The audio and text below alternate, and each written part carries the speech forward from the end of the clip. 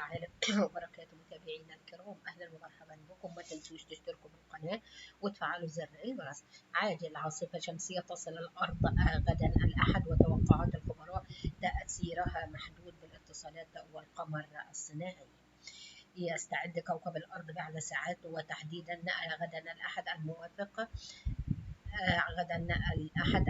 14 من سبتمبر 2025 لاستقبال عاصفة جيومغناطيسية ناتجة عن ما وصفه علماء الفلك بالضربة المزدوجة، وسط توقعات للخبراء بأن العاصفة ناتجة عن تداخل حدثين شمسيين متزامنين. عاصفة شمسية الأحد.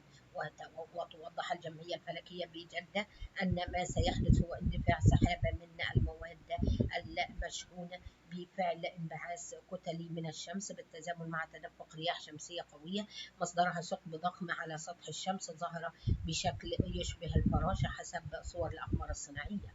هل ستكون خطرة؟ وكثرت التساؤلات حول مدى خطورة أو تأثير تلك العاصفة على الاتصالات والإنترنت حول العالم. وردا على تلك التساؤلات والمخاوف، فإن العاصفة من العواصف لا تمثل خطرا مباشرا على البنية التحتية، إلا أنها تمنح فرصة نادرة لمراقبة الشفق القطبي في مناطق تقع على خطوط العرض العالية، وهو مشهد ينتظره هواة الظواهر الفلكية بشغف.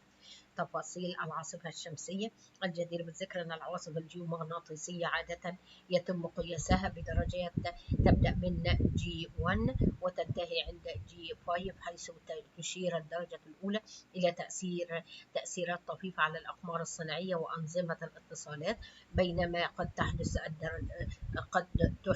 الدرجات الأعلى اضطرابات في شبكات الكهرباء والملاحة. ووفق التوقعات الأولية فإن العاصفة المنتظرة ستكون عند مستوى G1، لكن ثمة احتمال أن تزداد شدتها لتصل إلى G2 إذ استمر النشاط الشمسي في التصاعد.